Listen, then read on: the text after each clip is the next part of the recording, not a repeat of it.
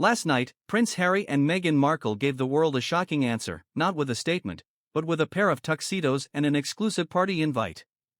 This wasn't just a glamorous night out, it was a deliberate, stunning clash of two worlds, proving their places now firmly among Hollywood's elite, even as the walls of their former life called them back to a somber duty.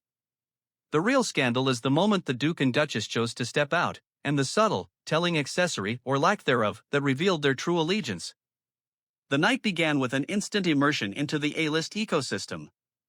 The Baby 2 Baby Gala is pure celebrity gold, an annual power move where stars like Serena Williams and Demi Lovato gather to raise staggering sums. This year, a jaw-dropping $18 million for children in need. Harry and Meghan weren't just guests, they were a fixture, posing for photos to cement their celebrity humanitarian status. But while the cameras were still flashing for the charity event, the couple was already preparing for a far more exclusive, far more private second act. They were heading from a good cause straight to an event shrouded in absolute secrecy. What followed was the kind of event only the very, very few are invited to. We're talking about Kris Jenner's lavish 70th birthday, a 007-inspired bash held not just anywhere, but at billionaire Jeff Bezos' sprawling, $165 million Beverly Hills estate. The guest list was a who's who of untouchable wealth and fame: Adele, tech tycoon Bill Gates, and even Oprah Winfrey, the woman who famously helped launch the Sussexes' new chapter. Yet, the price of entry wasn't just fame. A source close to the family claimed guests were forced to sign forms, forbidden from posting a single photo. This wasn't a family gathering, it was a carefully curated, heavily controlled, power play event, exposing the true nature of their new circle, a world where every movement is managed, every interaction policed.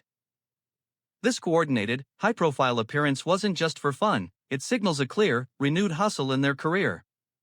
Whispers have been growing louder, and reports now claim the Duchess is dipping her toe back into acting, with a small, self-referential role rumored in an upcoming comedy. This shift back toward the red carpet and Hollywood royalty comes with an unspoken, but urgent, pressure. They need to be seen, they need to be relevant, and they need to secure those massive deals that keep the Montecito lifestyle humming. The glittering gala and the secret Bezos party were perfectly executed promotional moves, reminding the biggest players in town that the Sussex brand is very much available for business. But the flashbulbs in LA had a counterpoint. As Harry and Meghan were mingling with the world's most famous reality stars and business moguls, their kin back in Britain were observing a sacred, national moment. Princess Kate, along with a surprisingly formal Prince George, joined King Charles and Queen Camilla for the poignant festival of Remembrance at the Royal Albert Hall. Kate, ever the symbol of continuity, wore the late Queen Elizabeth's earrings and a specially crafted poppy. It was a silent, powerful contrast. The royals were marking a historic sacrifice, the Sussexes were celebrating a birthday. The distance felt not like an ocean, but an entire lifetime. The stark division was ultimately boiled down to a single, crimson symbol, the poppy. Prince Harry, a veteran of 2 frontline tours, wore the emblem of Remembrance on his tuxedo, a visible nod to his own history and the men he served alongside. But his wife, Meghan, was famously poppyless, wearing a sleek, monochrome outfit that entirely bypassed the tradition observed by the entire royal family across the pond. For many, this omission was seen as the ultimate snub, a glaring lack of respect for the very military community Harry has dedicated his life to championing. It's a shocking truth, even as they step out together, their connection to his former life is visibly unequal. The irony deepened dramatically just days before.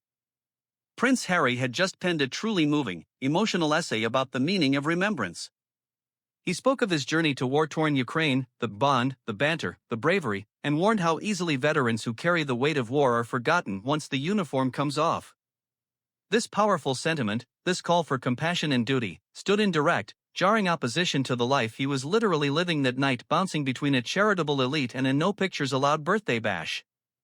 His words urged the public to remember the sacrifice, while his actions celebrated a world of absolute, unapologetic privilege.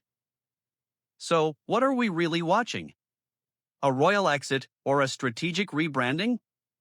Harry and Meghan's double-header party night reveals they are all in on the Hollywood machine, using their royal ties to open doors that lead to private estates and celebrity friendships. They have traded in the demanding, ancient traditions of a 1,000-year-old monarchy for the equally demanding, hyper-commercialized world of American celebrity. The question is, as they seek fame, money, and distance, can they ever truly shake the shadow of the crown? The poppyless red carpet suggests that for one half of the partnership, the answer is a resounding yes, leaving Harry forever torn between the memory of his uniform and the unforgiving demands of his new, glamorous life.